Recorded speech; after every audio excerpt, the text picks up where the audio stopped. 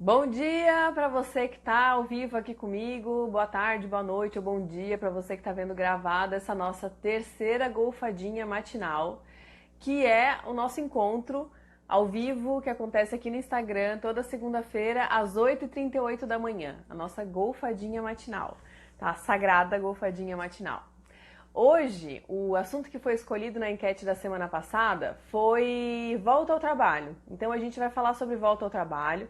Gostaria que você colocasse aqui as suas perguntas a respeito de volta ao trabalho, ou então se você quiser fazer uma pergunta ao vivo aqui comigo, pede para entrar aqui, eu acho que tem um botão ali que pede para fazer o convite, para entrar e tal.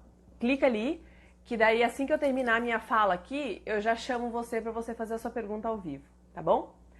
Bom, gente, pra gente falar de volta ao trabalho, eu queria começar falando do porquê que a gente se propõe a passar esse trabalho na volta ao trabalho, que é ordenhar o leite materno para oferecer para o bebê na nossa ausência, né? Por que que pra gente é interessante, já que isso vai dar um trabalho do caramba, né? E eu acho que a gente não pode esquecer nunca, né, deixar de considerar que, primeiro, na volta ao trabalho, se a gente faz uma manutenção, se a gente faz uma ordenha desse leite, né, para oferecer para o bebê na nossa ausência, a gente... Só um pouquinho. Não. Aqui? É? Tá. É que eu tô aqui com o meu staff e ele tá arrumando as coisas aqui pra mim. Voltando. Por que que pra gente pode ser interessante, então, oferecer o nosso leite na volta ao trabalho, né, pro nosso bebê? Primeiro, porque daí a gente faz uma manutenção da nossa produção, porque a gente vai mudar a nossa rotina, né, no momento que o nosso bebê for pra escolinha, for pra creche, ou for ficar com o cuidador e a gente ficar horas longe do nosso bebê, a gente vai precisar de um jeito de manter a nossa produção, de estimular a nossa produção, porque essas muitas horas longe do bebê pode acarretar numa baixa produção de leite, né? Porque lembrando do mecanismo do nosso corpo, sempre que o leite não é removido da nossa mama, o leite fica parado na nossa mama, a gente tem a tendência de fazer com que a produção baixe para o corpo se defender de uma mastite. É isso que acontece sempre. E isso pode acontecer também na volta ao trabalho. Então fazer esse estímulo de produção, fazer essa ordenha e oferecimento desse leite na nossa ausência pode ser interessante desse ponto de vista. E eu acho que o outro ponto de vista que eu considero muito mais interessante, que é a questão nutricional e especialmente o aporte imunológico que a gente dá para o nosso filho, para o nosso bebê, quando a gente mantém a produção de leite, o oferecimento de leite materno na volta ao trabalho, né? Mesmo que o leite preparado para o bebê, né, aquele leite que foi congelado, que vai ser preparado, ele perca, sim, o seu valor imunológico, né? Uma porcentagem que, honestamente, não sei quanto, nem sei se existe esse valor, mas a gente sabe que deve perder um pouco nesse preparo. Mesmo assim, é muito interessante para o bebê ter contato com o nosso leite lá na escolinha, na creche, né? Especialmente se ele estiver nesses lugares que ele estiver convivendo com outras crianças, ou também em casa se estiver com um cuidador. Quem já passou pela volta ao trabalho, quem já mandou seu filhinho para a creche ali com 4 meses, 5 meses, 6 meses, com certeza já passou pela experiência de ver o seu bebê pegando doenças recorrentes, né? Assim, eu brinco que quando as pessoas dizem pra mim assim, as crianças não estão doentes, né? Assim, não, porque ele tá na janela de 15 dias. É 15 dias bom, 15 dias ruim, 15 dias bom, 15 dias ruim. E pra criança que tem contato com o leite materno, a recuperação é muito mais rápida, ele vai conseguir alternar isso, essas doenças, né, de maneira muito mais... muito menos patológica, menos prejudicial, vai ter... talvez ele tenha... A doença, ela fique concentrada em poucos dias, diferente de uma criança que não tem contato com esse aporte imunológico, que pode acabar evoluindo essa doença e precisar de outros tipos de tratamento, né? Que é o que geralmente a gente vê, comumente a gente vê. Se a gente for, por exemplo, no hospital infantil e ver lá as crianças que estão com bronquiolite, que estão com quadros assim avançados de uma gripe, de um resfriado, né?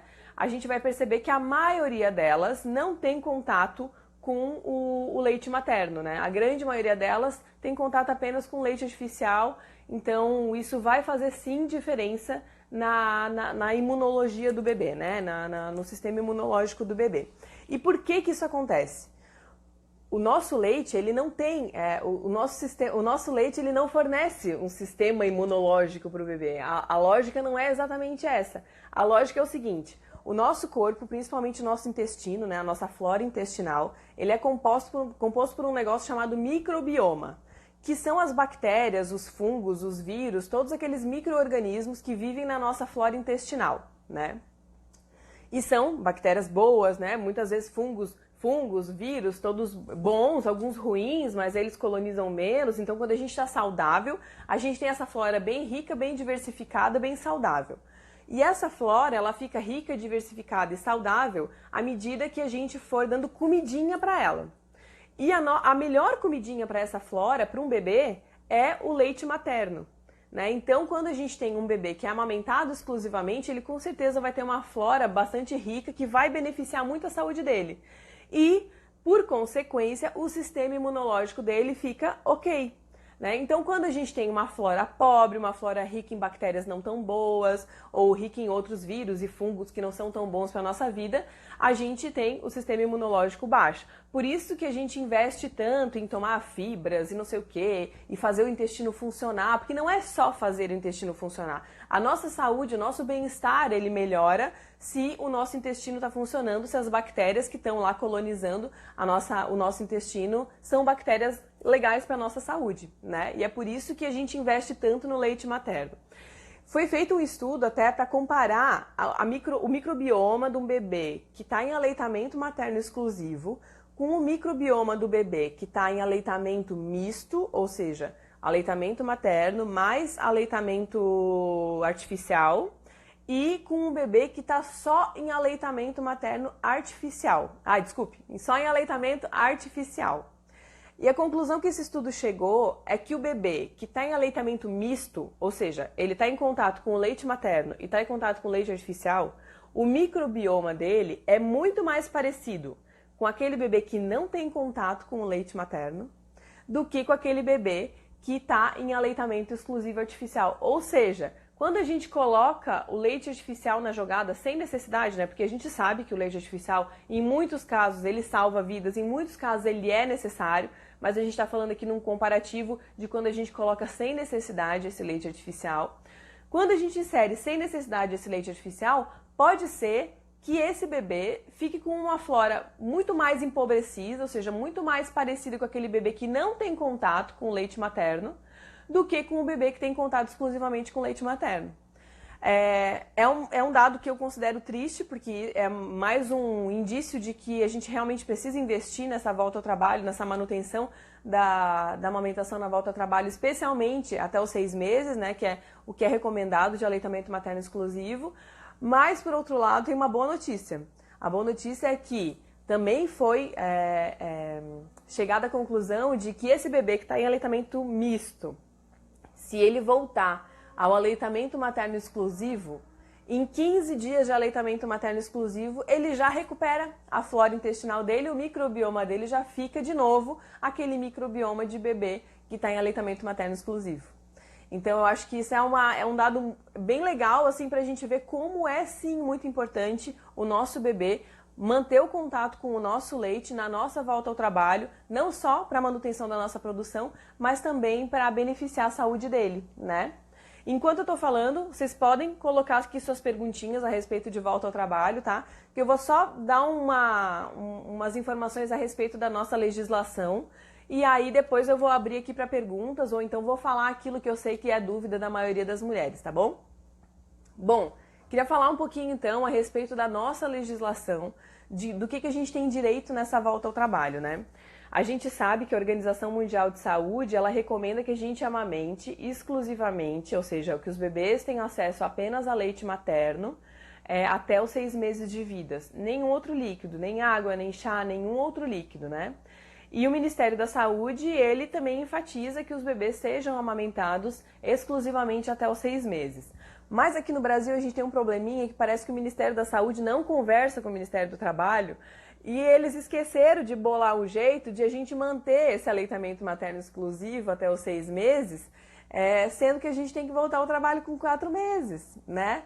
Então acaba que tem essa janela de 2 meses aí que a mãe tem que se virar nos 30 para dar um jeito de manter a amamentação e voltar ao trabalho, né? Ainda correndo o risco de passar ali aquele um mês, se eu não me engano é um mês, né, que ela tem para voltar ao trabalho e ainda ser demitida depois no final das contas. Então, o que tem acontecido? O que a legislação permite? Que a gente volte ao trabalho, né, para as pessoas que trabalham na iniciativa privada é 4 meses, e aí até os 6 meses de vida do bebê a gente tem direito a fazer duas pausas de meia hora no dia para ir lá amamentar o bebê.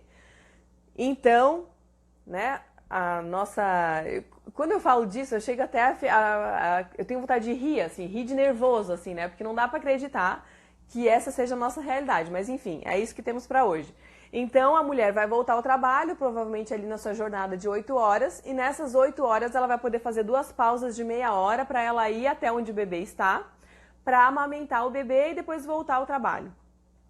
Aí eu já pergunto para vocês, quem é que em meia hora consegue sair do seu trabalho, encontrar o bebê, amamentar o bebê e voltar para o seu trabalho? Nem numa cidade pequena isso é possível de fazer, porque a gente sabe que uma mamada, ela vai durar provavelmente mais do que 15 minutos, especialmente se aquele bebê estava com saudade da mãe, né? Se ele não vai cair no sono assim que mamar, porque ele vai ver a mãe, a mãe estava ausente, ele vai ver a mãe, ele não vai querer só simplesmente mamar, se nutrir e já largar a mãe, ele vai querer fazer um aconchego. Então, essa meia hora pode ser que na realidade da grande maioria das mulheres, ela só atrapalha a rotina dessa mãe, né? Ela não consiga cumprir tudo isso em meia hora, ela volte para o trabalho ainda estressada porque deixou aquela criança chorando lá com o cuidador na escola ou em casa, porque não foi o suficiente ficar meia hora com ela, aquilo vai atrapalhar ainda a concentração no trabalho dela e depois ela tem mais direito a fazer mais uma pausa de meia hora durante o dia. O que a gente tem visto é que muitas mulheres têm negociado essas 2 meias horas, né, do dia e têm pegado 1 hora do dia. Então, tem muitas empresas que permitem que as mulheres cheguem, por exemplo, se a jornada começava às 8 da manhã, ela chega às 9, ou então se a jornada terminava às 6 da tarde, ela sai às 5. Né? E isso tem melhorado minimamente a vida de algumas mulheres. Mas, no geral, é isso que a gente tem. E essas mulheres, nessas outras 7 horas que elas ficam longe do bebê, elas vão ter que dar um jeito, né, de ordenhar esse leite quando estiver em casa e, se possível, no trabalho também fazer uma manutenção da produção de leite delas lá, tá? E aí as mulheres que trabalham no serviço público, né, mulheres que são concursadas, essas têm direito a voltar ao trabalho depois dos 6 meses. E de 6 meses de vida, né, 180 dias, né, de vida do bebê. E aí nesses casos fica um pouco mais fácil porque às vezes consegue emendar com umas férias, às vezes o bebê teve uma introdução alimentar um pouquinho mais tranquila, às vezes a jornada dessa mulher é de 6 horas, né, uma jornada menor, e fica um pouco mais fácil de conduzir essa volta ao trabalho. Mas a grande maioria é com 4 meses mesmo, né? E isso é mais uma prova de que pra gente, nós mulheres, né, que defendemos tanto o aleitamento materno exclusivo, a gente enfrenta uma série de barreiras, né? E a volta ao trabalho é mais uma das barreiras que a gente enfrenta. Muitas de nós somos desestimuladas a continuar amamentando na volta ao trabalho, muitas vezes pelo empregador, né? Muitas vezes pelos familiares que começam a dizer que a partir dos 6 meses, ou então quando volta ao trabalho o bebê já tem que desmamar, porque senão vai ficar difícil do cuidador cuidar do nosso bebê, como se a relação que ele fosse formar com o nosso bebê fosse igual à nossa, e não é igual à nossa, cada pessoa forma uma relação diferente, que não vai depender do aleitamento materno se a pessoa não tem peito para oferecer para o bebê, né, como a mãe. E pior, muitas vezes essa mulher ela é desencorajada a manter o aleitamento materno pela escola que vai receber o filho dela, né, pela creche que vai cuidar do filho dela. E aí é muito triste, porque a gente vê não só pessoas desestimulando a amamentação, como também colocando a amamentação como uma barreira nessa volta ao trabalho, né? Porque se você chega numa escolinha, né, lá na creche, visitar a creche que você vai deixar o seu filho, e a diretora da creche diz pra você, olha, melhor trazer uma mamadeira já com leite em pó, porque fica mais fácil a gente cuidar. Ela tá dizendo isso duas coisas pra você, né? Ela tá dizendo ela não gostaria que você mandasse o seu leite, e 2, não gostaria que você mantivesse o aleitamento materno, né? Então, a gente realmente enfrenta uma série de barreiras e tem que estar muito forte, muito informada, cercada de uma rede de apoio que realmente nos apoie, que banque isso com a gente, porque, cara, a gente não consegue fazer isso sozinha, né? É muito difícil de manter isso sozinha, né? Deixa eu só ver uma pergunta aqui, ó, agora que eu falei das questões trabalhistas, deixa eu só ver aqui que teve já a pergunta, e aí eu já posso começar respondendo essa. E vocês, peraí, e vocês fiquem à vontade para fazer outras. Na bomba sai pouquíssimo leite. Como conseguir tirar mais leite na ordenha? E qual o melhor momento para fazer a ordenha? Ótima pergunta para a gente começar. Olha, a volta ao trabalho, não adianta a gente começar a planejar a volta ao trabalho na sexta-feira que antecede a segunda que você vai voltar, sabe? Então, uma coisa que me apavora muito é quando eu recebo uma mensagem assim, eu queria fazer uma consultoria de volta ao trabalho, porque eu vou voltar ao trabalho na segunda-feira que vem. Já me dá palpitação, porque assim, para ontem, para amanhã, aliás, é muito difícil de a gente conseguir fazer o corpo dar conta, né, dessa produção. Então, o que eu geralmente sugiro é que, assim, se você vai voltar ao trabalho em fevereiro, em janeiro você começa a ordenhar. Em janeiro você começa a fazer uma rotina de ordenha. Esse leite que você está tirando em janeiro, você vai armazenar um pouco, um outro pouco você já vai colocar no copinho, vai oferecer para o seu bebê, para você ir testando também a habilidade dele de aceitar esse leite no copinho. Tem que ser com um mês de antecedência para que a gente consiga fazer isso com calma. Porque não é só a gente que precisa de uma adaptação, né? Não é só o nosso corpo que precisa produzir para o bebê e para a ordenha. O bebê também precisa aceitar isso. O bebê também precisa aceitar aquele copo que a gente vai oferecer o leite. O bebê precisa aceitar o cuidador oferecendo aquele leite naquele copo. Para ele também é muita novidade, né? Não é só para a nossa produção. Então, o ideal é fazer isso com muita calma, com bastante antecedência. Não deu para fazer com um mês? Faz assim com 15 dias de antecedência. Mas não deixa para fazer de uma semana para outra. Não deixa para fazer de 3 dias para o outro, sabe? Isso eu particularmente nunca vi dar certo, quando a gente se planeja assim tão em cima da hora. Então eu acho que vale a pena planejar isso com bastante antecedência. Com relação à bombinha não extrair todo o leite, né, que o volume adequado assim para oferecer para o bebê, né, e o que fazer para a bombinha extrair mais, acontece o seguinte: eu acho legal a gente entender o funcionamento da bomba e o funcionamento do nosso corpo para a gente entender o porquê que a bomba patina tanto no início. Por que no início a gente tira tão pouco? E nesse tão pouco do início, muitas mulheres acabam desistindo, né? Porque bota ali a bombinha 2, 3 vezes, tira 20 ml, ela pensa, não vou conseguir dar conta desse negócio. Muitas vezes ela pensa, meu Deus, é só isso que eu tô produzindo, mas então eu nem vou mais amamentar, né? E na real, não é bem assim que acontece, eu vou explicar pra vocês por quê. Bom, é o seguinte, o nosso corpo, ele tem 2 hormônios envolvidos na amamentação. Um deles é a prolactina, que é o hormônio que produz o leite, e o outro é a ocitocina, que é o hormônio que ejeta o leite. A ocitocina, lembra? A ocitocina é o hormônio da contração uterina na hora do trabalho de parto.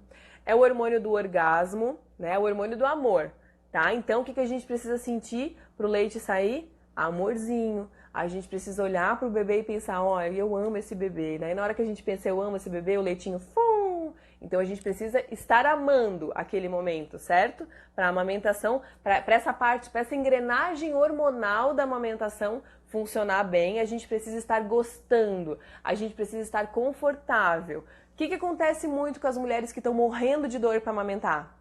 Muitas delas relatam que não está saindo nada, que elas não estão sentindo o leite sair, que elas não estão vendo o bebê deglutir, porque algumas delas estão tão tensas, tão nervosas, que realmente o leite não sai, por uma questão hormonal, por aquela engrenagem hormonal não está funcionando tão bem. Falamos da engrenagem hormonal, tá? A amamentação são várias engrenagens. Eu gosto de falar assim de engrenagem, parece muito mecânico o negócio, e de fato é um quebra-cabeça assim, bem de engrenagens mesmo, igual aquelas imagens que a gente vê na internet. Aí a gente vai falar de outra engrenagem, que é a engrenagem que faz o leite sair do peito, a parte da sucção. O que é que faz sair o leite do peito? São 2 tipos de pressão. É a pressão negativa, que é a pressão que o bebê faz na hora que ele suga. É a pressão que a gente faz no canudo, né? A pressão que faz a gente sugar alguma coisa, essa é a pressão negativa. E a pressão positiva. Hoje eu não trouxe meu dinossaurinho, mas tá aqui, ó. E a pressão positiva, que é o que faz a língua do bebê, ó, massagear aqui o peito da mãe para extrair o leite. Então a gente tem duas pressões envolvidas na amamentação, pressão positiva, pressão negativa. Quando a gente faz uma ordenha manual, tá, com a mão, o que a gente tem? Estamos aqui fazendo uma ordenha manual. A gente tem pressão negativa? Não, a gente só tem pressão positiva, certo? A pressão aqui da mão apertando a mama. Quando a gente tá fazendo uma ordenha com bombinha, a gente tá aqui, peraí, vou posicionar aqui. Estamos aqui sugando o mamilo, sugando, estamos fazendo pressão negativa. Tem alguém massageando essa mama, ordenhando? Não, a pressão positiva, ela está prejudicada, né? Algumas mulheres fazem a compressão mamária durante a ordenha para ajudar, para fazer um processo de pressão positiva, e isso é ótimo, isso ajuda bastante. Mas vocês conseguem perceber que quem consegue extrair o leite de verdade, do jeito certo, é o bebê? Porque além de a gente estar olhando para o bebê e sentindo amor, né, e ejetando ocitocina ali, a ocitocina ajudando a ejetar o leite, ainda, além disso, o bebê está conseguindo fazer pressão positiva e negativa no nosso peito e por isso ele é o melhor extrator de leite da mama da mãe. Não tem nenhum extrator melhor do que o bebê. Quando você está ali, mega pressionada, né? Porque eu tenho que produzir leite, porque eu vou voltar ao trabalho na segunda-feira, você tá ali com a bomba só faz pressão negativa, ou então você tá ali com a mão só faz pressão positiva, e você tá ali preocupadíssima porque você vai voltar ao trabalho daqui a pouco e não tá conseguindo extrair o leite, e você, óbvio, não está produzindo amor pela sua mão que tá ali afofando o seu peito, e também não tá produzindo amor pela bomba que tá ali sugando o teu peito. Qual é a chance de você extrair muito menos leite? É muito grande essa chance, certo? Ou seja, a gente tem que ter consciência de que a bomba ou a mão não vai extrair o leite como o bebê extrai. Nunca. Extrair o leite com a bomba ou com a mão para ver qual é a nossa quantidade de produção, quanto que a gente tem produzido, é uma cagada, porque a gente não consegue extrair nem com a bomba e nem com a mão a mesma quantidade de leite que o bebê extrai. Como que a gente faz para fazer uma ordenha mais eficiente? Primeiro, rotina de ordenha. Essa ordenha, ela tem que virar uma mamada, ela tem que virar tipo uma mamada sagrada do dia, assim. Você tem que fazer essa ordenha como se ela fosse um novo bebê mamando no seu peito, né? Então, para começar, o que eu geralmente sugiro, assim, né? Falta um mês para você voltar ao trabalho. Você agora vai começar a ordenhar também para começar a fazer o estoque, para começar a estimular a sua produção. Ordenhe 20 minutos em cada peito, nos intervalos das mamadas. Faz isso assim sagrado, durante o dia todo. Não precisa fazer de madrugada também, porque senão a gente vai ficar surtada, né? Mas faz isso durante o dia, nos intervalos das mamadas. Bebê parou de mamar, dá ali um tempinho, toma uma aguinha, uma meia horinha, bota a bomba no peito, se tiver bomba dupla, melhor ainda. Bota a bomba no peito, 20 minutos, bomba no outro peito, mais 20 minutos. Depois mamou de novo, faz isso de novo. Tá? E torna isso uma rotina, porque sempre que tornar uma rotina, torna isso mais leve aqui para os seus ombros, né? E o seu corpo vai naturalmente entendendo que precisa produzir não só para o seu bebê, mas também para a sua ordenha. A outra maneira é aquela maneira que eu acabei de dizer, né? O jeito mais eficiente de a gente conseguir extrair leite é a gente ter mecanismos bons tentando extrair o leite, né? Então, fazer ordenha manual, para algumas mulheres, a ordenha manual é o que vai funcionar melhor. Mas para a grande maioria das mulheres, o que funciona melhor é uma bombinha. Tem mulher que extrai super bem com essa bombinha aqui, ó. Mas essa bombinha não é muito potente. Para a grande maioria das mulheres, elas vão precisar de uma bombinha elétrica, com uma boa potência, para daí conseguir extrair o leite adequadamente. Então, assim, quer maximizar a sua ejeção de leite para voltar ao trabalho? Adquira ou alugue ou pegue emprestado uma boa bomba, uma bombinha boa, daquelas que tem uma boa potência. Aquela bomba elétrica que é mais barata do que uma bomba manual, caiu. Aquela bomba elétrica da internet que é mais barata que uma bomba manual da internet, desconfie. Essa bomba provavelmente ela não é potente, provavelmente ela não vai ter o efeito que você gostaria, tá?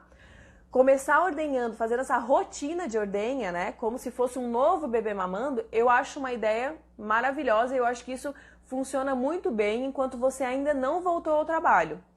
Quando estiver mais perto de voltar ao trabalho, ou então depois que você já tiver voltado ao trabalho, você vai conseguir fazer boas ordenhas quando você sentir que o peito está mais cheio. Que daí você consegue fazer, em vez de fazer várias ordenhas durante o dia para extrair poucas quantidades de leite, você vai conseguir fazer uma ordenha para extrair uma grande quantidade de leite. Essas ordenhas geralmente vão ser assim: o bebê mama de madrugada, por exemplo. Daí você poupa um peito na madrugada, oferece só um pro bebê, a madrugada inteira. Você vai acordar com outro peito bem cheio. Acordou de manhã, a primeira hora do dia, extrai todo o leite daquele peito. Provavelmente você vai conseguir fazer uma baita de uma ordenha se você fizer isso. Mas eu só sugiro você fazer isso quando tiver assim, ó, há poucos dias de voltar ao trabalho ou se você já tiver voltado ao trabalho.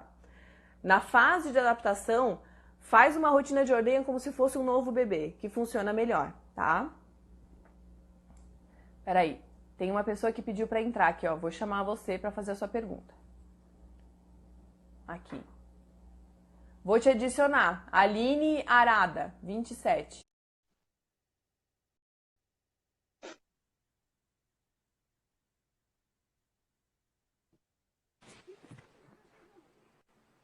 Oi, Aline.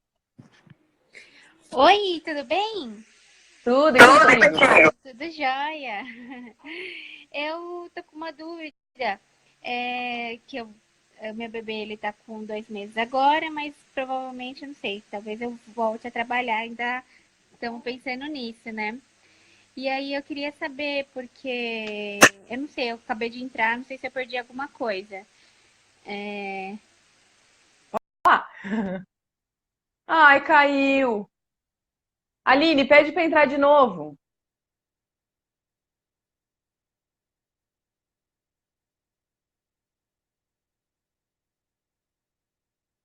Ó, a Valéria Tavares perguntou assim, ó, por que tem esse nome de pressão positiva ou negativa? Isso vem da engenharia, eu acho, porque quando eu estudei, quando eu fiz faculdade, a gente também falava isso de pressão negativa. Quando tira o ar, né, vira uma pressão negativa. Então, provavelmente é por conta disso, tá, Valéria? Ó, a Marcinha, ela falou assim, ó, eu uso uma bomba da Avente, que é muito boa. Não me machucou e saiu bastante leite desde o início. Adorei o que tu falou. Não me machucou. Isso é uma coisa que também a gente precisa prestar atenção.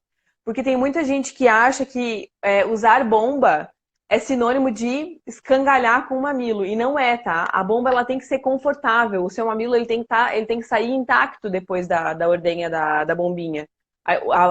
Ordenhar com a bomba não pode se tornar uma tortura, que é justamente aquela tortura que a gente não quer nem na amamentação, né? Então, se você plugou a bombinha, percebeu que tá te machucando, analise, vê se a bombinha tá, a biqueira aqui da bombinha tá adequada para o tamanho do seu mamilo.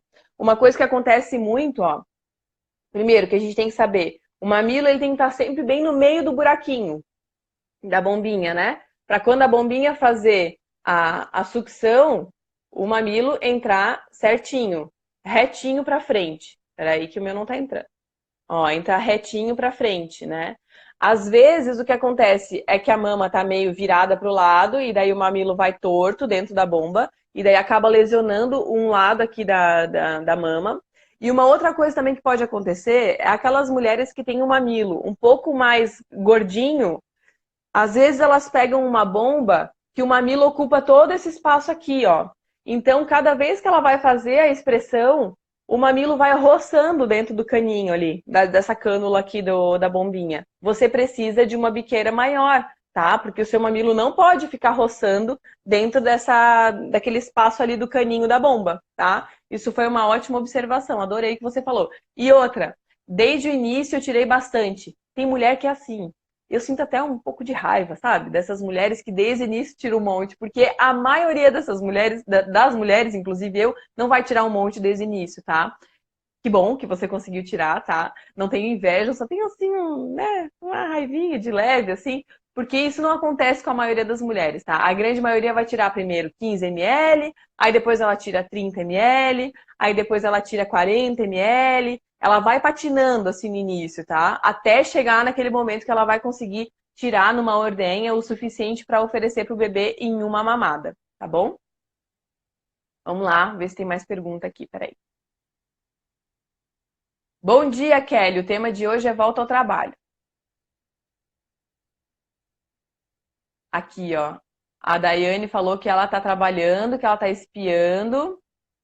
Ó, ela comprou uma bombinha importada com o nome de Panda. Daiane, se você puder contar pra gente como é que é essa bombinha aqui para as pessoas saberem.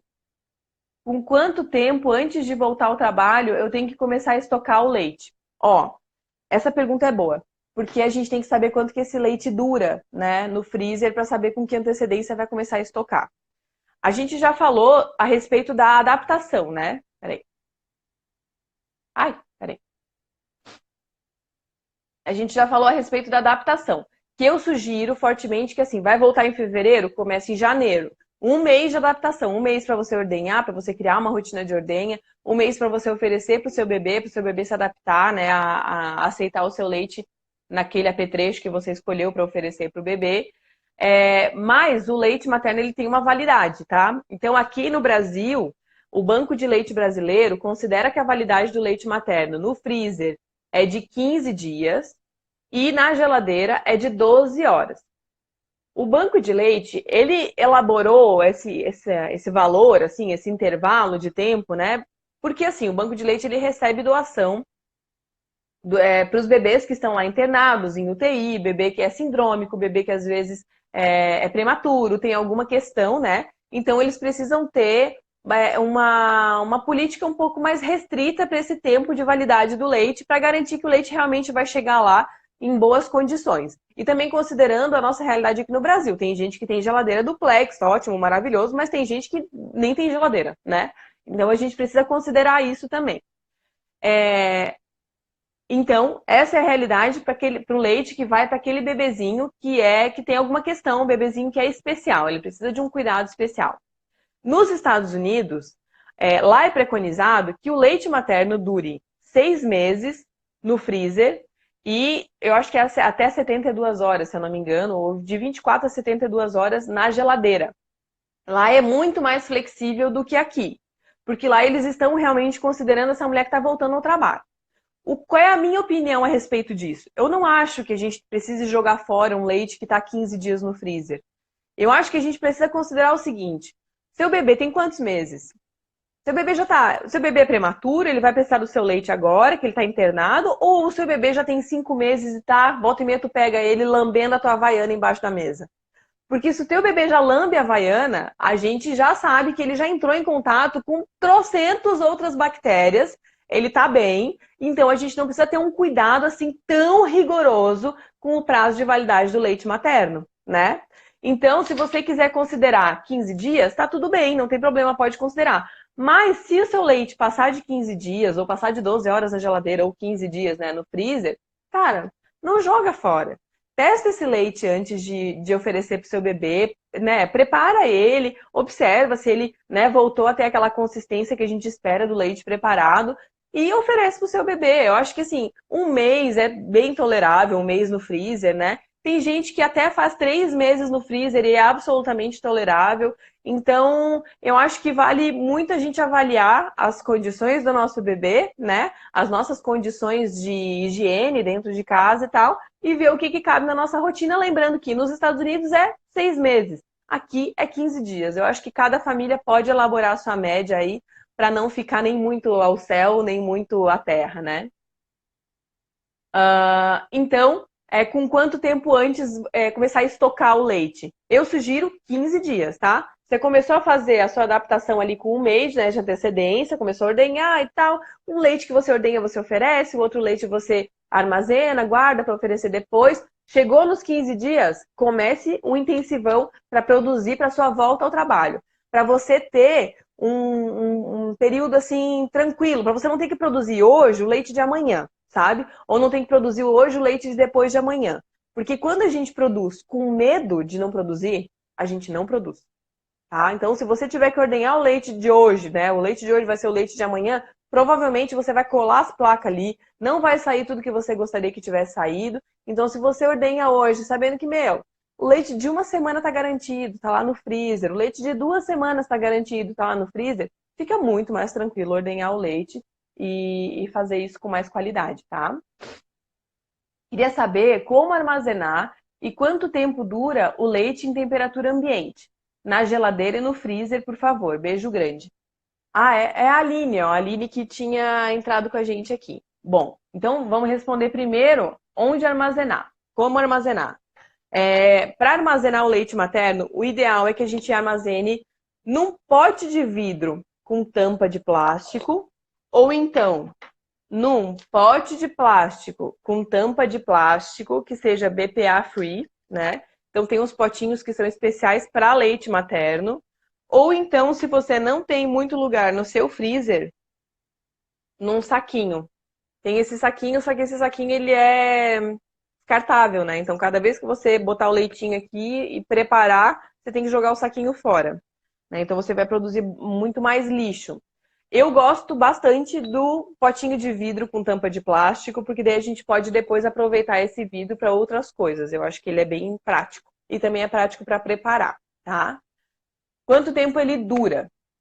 O ideal é que quando você estiver fazendo uma ordenha, você ordenhe o teu leite e imediatamente após ordenhar, ou você oferece para o bebê, né? Se essa é o propósito daquela ordenha, ou você coloca no freezer ou na geladeira. Como eu falei antes, no freezer e na geladeira tem essa diferença aí dos protocolos e cada família vai poder adotar aí o que acha mais adequado.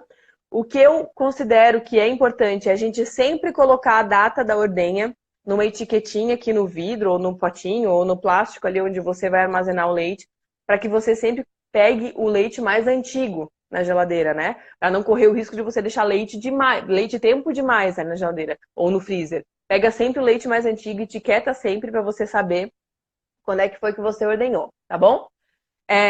Tava ordenhando ali, provavelmente uma ordenha vai durar 20 minutos, meia hora. Ordenhou, imediatamente após, armazene ou ofereça para o bebê, tá bom? O leite materno ideal é que não fique em temperatura ambiente, especialmente em locais muito quentes, né?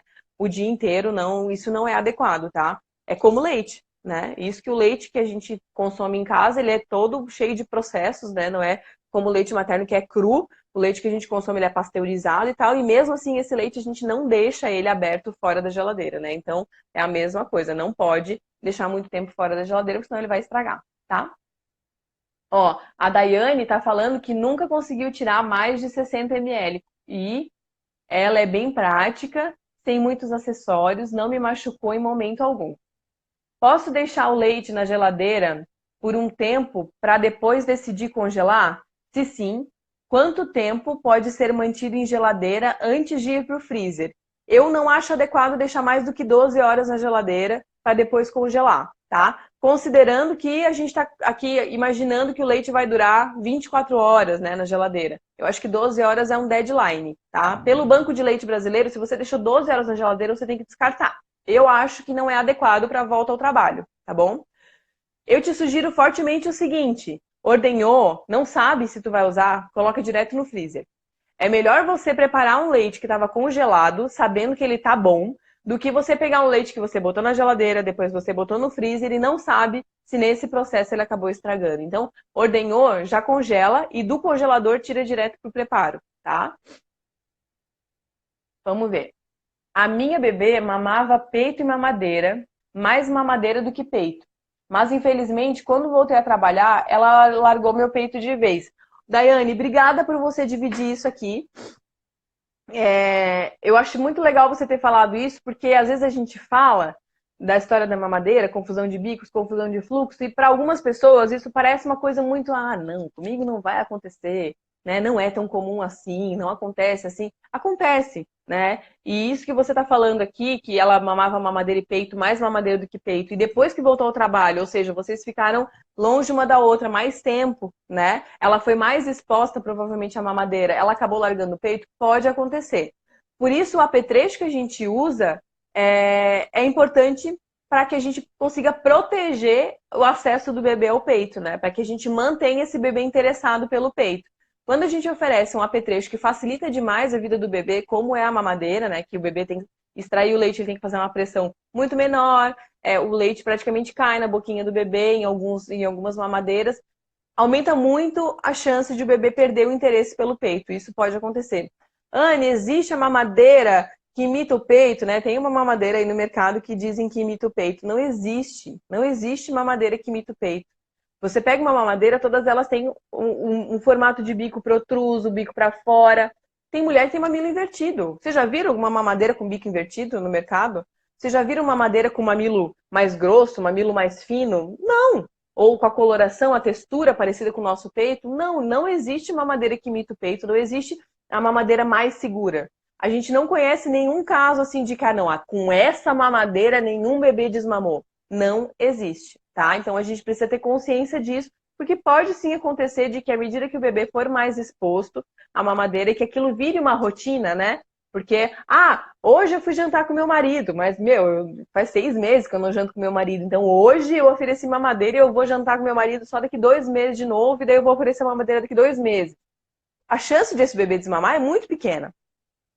Mas eu todos os dias saio para trabalhar, das 8 até as 6 da tarde, e eu ofereço mamadeira. Aquilo é uma rotina. O bebê fica 8 horas por dia em contato com a mamadeira e não com o seu peito. Então, aquilo sim pode se tornar interessante para ele, tá? Annelise, por gentileza, como... Peraí, eu não peguei. Lambendo a Havaiana. O povo gostou do lambendo a Havaiana, mas né? Meus filhos lambiam a Havaiana doidada aqui em casa. Annelise, por gentileza, como aquecer o leite estocado na geladeira e no freezer? Você acha confiável mandar para o berçário leite materno? Acho confiável se o berçário estiver preparado para oferecer o seu leite, tá? Tem muita escolinha, né, creche e tal, que acha que é um bicho de 7 cabeças oferecer o leite materno e não é.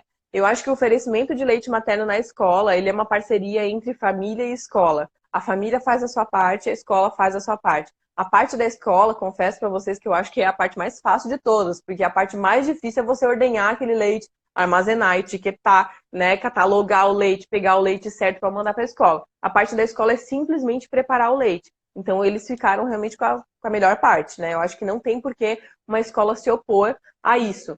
Mas eu acho que para ser confiável tem que rolar um treinamento, assim, né? Tem que ter uma conversa e nem que esse treinamento seja da própria mãe, não tem problema. Não precisa ser uma agência para treinar a escola, não precisa ser uma profissional. Não, a mãe que tem conhecimento de como se prepara o leite do seu filho, ela pode muito bem treinar os cuidadores e as pessoas que vão estar lá lidando com o leite dela na escola, né? Como que se prepara? Assim, ó. Primeira coisa que é importante falar, não se recongela, né? Tirou do freezer, descongelou, não volta pro freezer esse leite. Tirei da geladeira, preparei, né? Aqueci, meu bebê não quis. Não volta para a geladeira esse leite. Nada que aumenta a temperatura deve diminuir novamente. Vocês conseguem acompanhar esse raciocínio? Então, por exemplo, você ordenhou o seu leite, você colocou no freezer. Aí você colocou na geladeira porque você achou que ele ia preparar esse leite para o seu bebê. Mas você se arrependeu. O leite descongelou lá dentro da geladeira e você quer congelar de novo. Não. Prepare, ofereça ou então jogue fora. O leite que aumentou de temperatura, ou seja, ele descongelou, ele foi preparado em banho-maria, esse leite não pode ser recongelado, ele não pode voltar para a geladeira, tá? É mais ou menos o mesmo raciocínio da comida requentada, mas a comida requentada a gente come, né? O leite materno a gente não deve requentar, tá bom? E a outra coisa que é importante falar é uma que eu esqueci, mas eu vou ler a pergunta de novo agora para ver se eu me lembro. Como aquecer o leite estocado na geladeira e no freezer? Tá, beleza. Você vai ordenhar o seu leite e vai deixar esse leite, por exemplo, no freezer, né? Deixou no freezer, por exemplo, você vai usar um vidrinho desse, né? Pode ser que seja a sua opção, pode ser que não, tá? Mas o processo é o mesmo para todos os apetrechos que você for usar. Pegou o vidrinho com o leite materno, você tem a opção de, quando você sabe com certeza que o seu bebê vai consumir aquele leite naquele dia, por exemplo, você vai levar para a escola, tá? Tá lá no freezer da tua casa e tu vai levar para a escola oferecer para o teu bebê. Você tira esse leite do freezer, coloca numa caixa térmica cheia de gelinho ao redor, para esse ambiente simular uma geladeira, leva para a escola. Lá na escola, se aquele é o leite que você vai usar naquele dia, que seu bebê vai tomar naquele dia, a escola já pode colocar esse leite na geladeira. E aí ele vai descongelando dentro da geladeira. Quando chegou a hora de preparar para o seu bebê, a pessoa que vai preparar, ela vai pegar uma caneca, uma panela, alguma coisa que tenha uma altura de água mais ou menos até que assim, ó. Vai colocar uma água ali, uma água normal da torneira, uma água torneiral, e vai ligar a chama para ferver aquela água. Quando começar a ferver, ou seja, levantou ali as bolhas para começar a ferver, a pessoa vai desligar.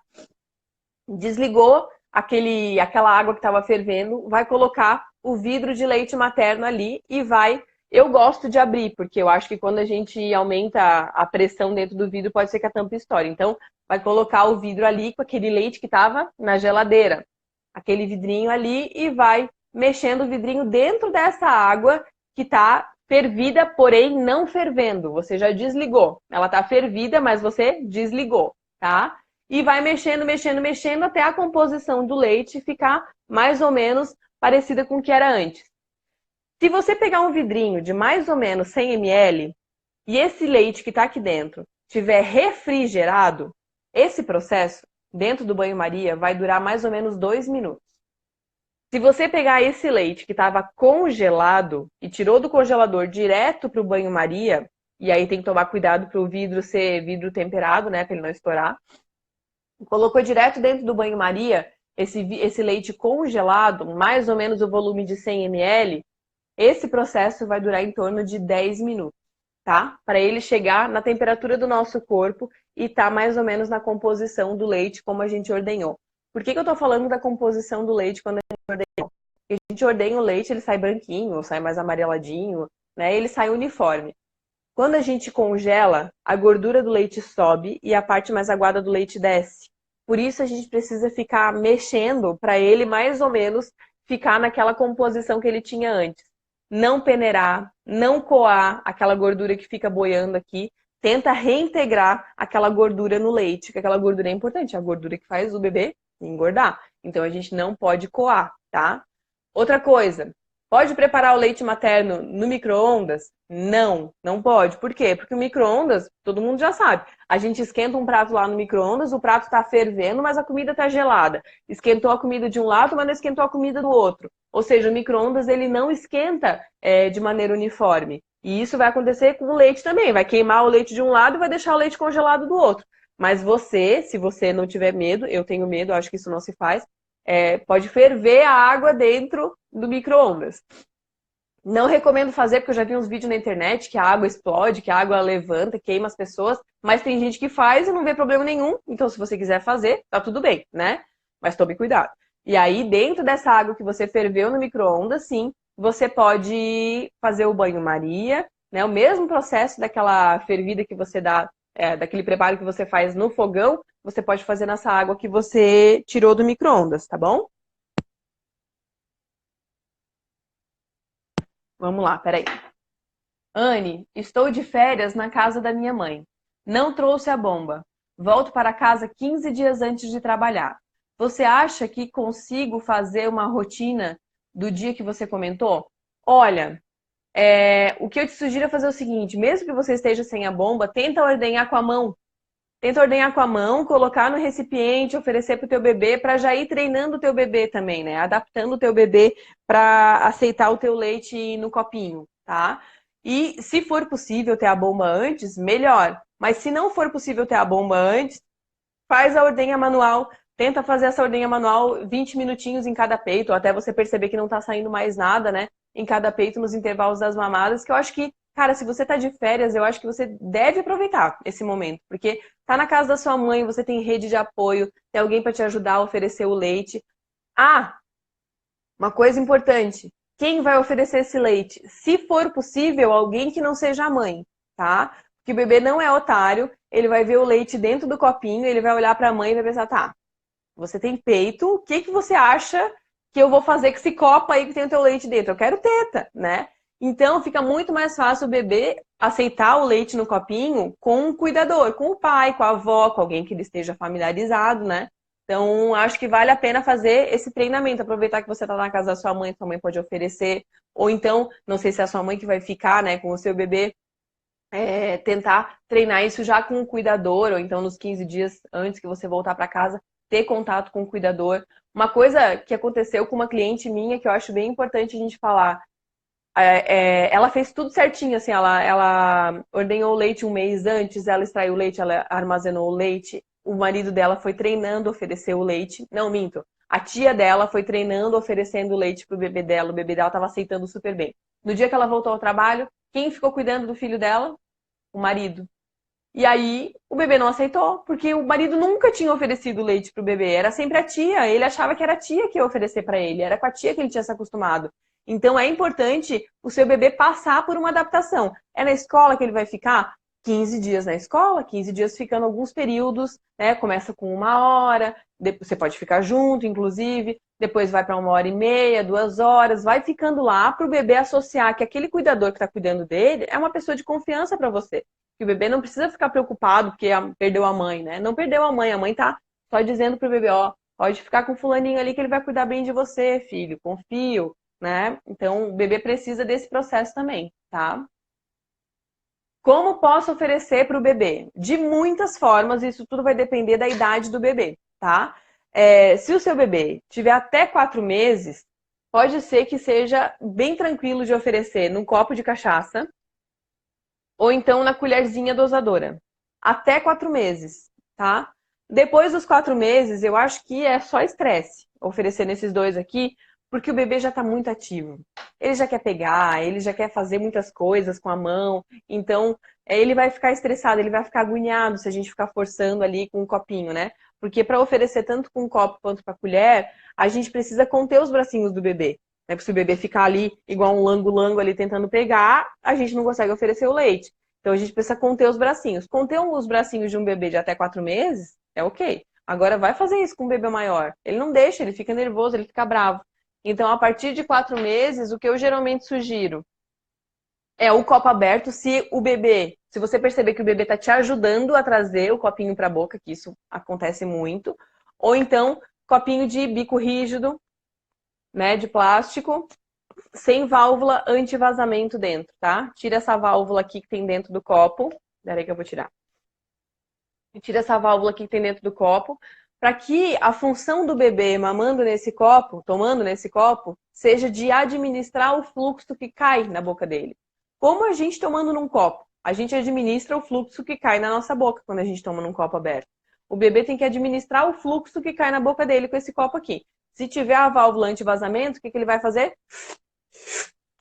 Ele vai ficar chupando o copo, vai ficar fazendo uma sucção bem forte ali e aumenta bastante as chances de ele fazer uma confusão por causa disso.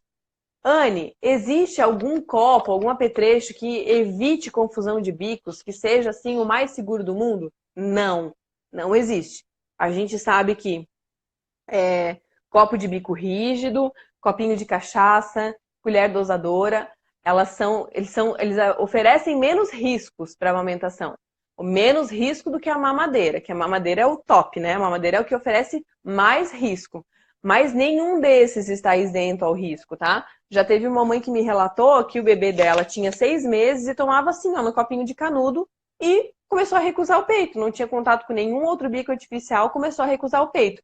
Quando ela tirou o copo de canudo da jogada, o bebê começou a aceitar o peito de novo. Então, esse bebê fez uma confusão de bico com o canudo. Pode acontecer. O que a gente faz? Né? É uma sentença de morte para amamentação, quando o bebê começa a fazer uma confusão? Não, porque isso, assim, por mais sorrateiro e gradual que aconteça, a gente consegue perceber. A gente consegue perceber no comportamento do bebê na hora da mamada no peito, o bebê começa a se brigar com o peito, o bebê, na hora que a gente coloca ele no colo para mamar, ele já começa a ficar meio irritado, ele começa a desistir muito rápido e ficar trocando diversas vezes de peito, começa a morder a mãe, começa a fazer uma pressão intraoral mais forte. Isso tudo é sinal de confusão de bicos. O que a gente faz se a gente detectar isso? Tira o apetrecho que você estava usando da jogada e insere outro. Faz uma adaptação com outro apetrecho, que provavelmente aqueles sinais de confusão de bicos vão sumir, tá bom? Vou ver aqui outras perguntas.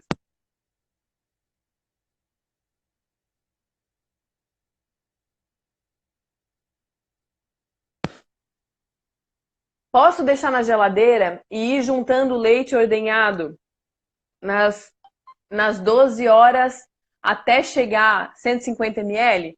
Olha, poder pode, mas vou ser bem sincera para ti, não precisa fazer isso. Você pode ordenhar, colocar já direto no freezer e todo o leite que você ordenhar, você vai colocando ali direto em cima daquele outro leite no freezer, tá? Não precisa fazer isso na geladeira, não. coloca uma etiqueta, a etiqueta daquele leite tem que ser do primeiro leite que você ordenhou, tá? Então a validade daquele leite tem que ser do primeiro leite que tu ordenhou. Mas não tem problema se você colocar em cima daquele volume ordenhado, tipo ontem, colocar o volume de hoje, tá? Mas bota no freezer que eu acho que é mais sucesso. Assim, eu não sei, eu gosto mais do freezer porque a gente tem menos risco de acabar jogando esse leite fora, tá?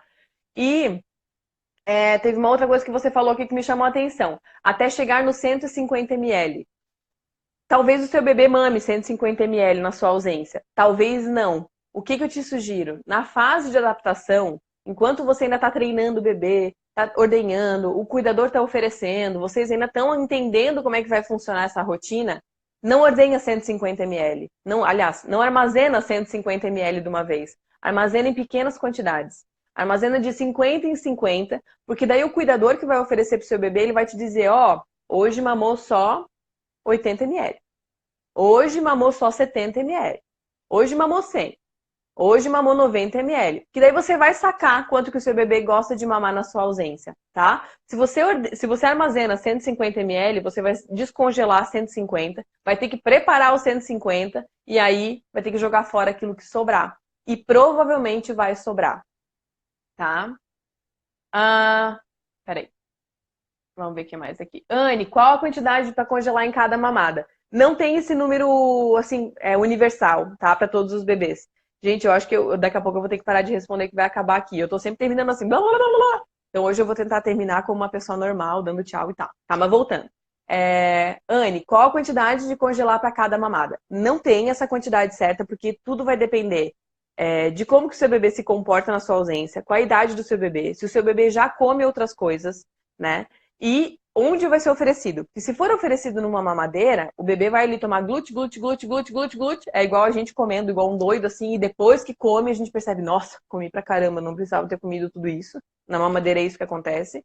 Ou então se o bebê vai tomar num copinho que ele mesmo está administrando, ele vira, daí ele toma, daí ele pensa, daí ele interage com o cuidador, daí ele vira, daí ele toma. Ou seja, ele teve tempo para ter noção de saciedade, né? Então o bebê que teve tempo para ter noção de saciedade vai mamar menos do que o bebê que não teve noção de saciedade porque tomou igual um doido, né? Começa por aí. Mas para a largada, para a gente começar, eu acho legal considerar o valor de mais ou menos 20 a 25 ml por quilo do bebê por mamada.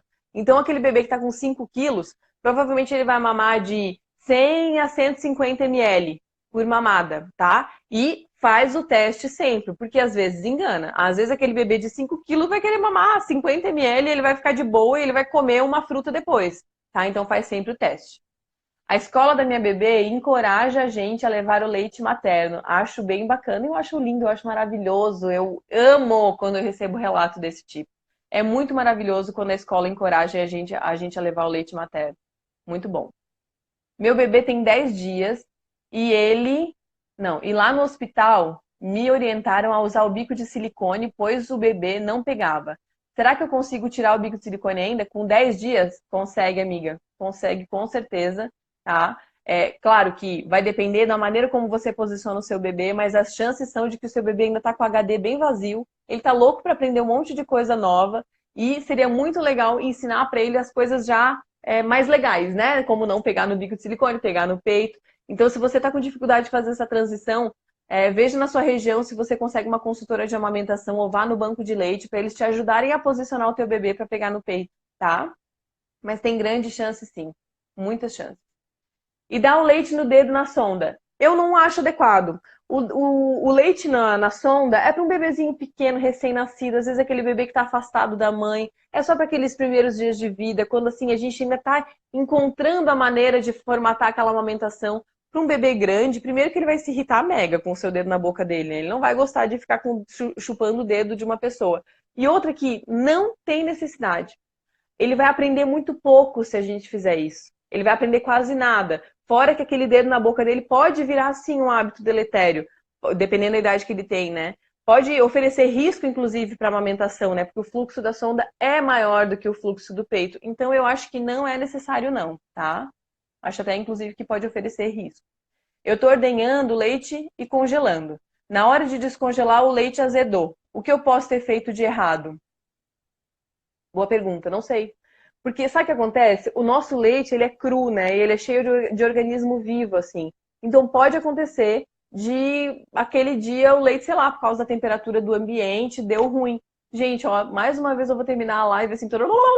Falta 19 segundos, infelizmente eu não vou mais conseguir responder nada. Agradeço, um beijo para vocês, obrigada por terem participado aqui comigo. Depois essa live vai ser disponibilizada aqui para vocês, tá bom? Beijão, até mais. Desculpa quem ficou aqui pedindo para entrar e não deu, tá? Tchau, tchau.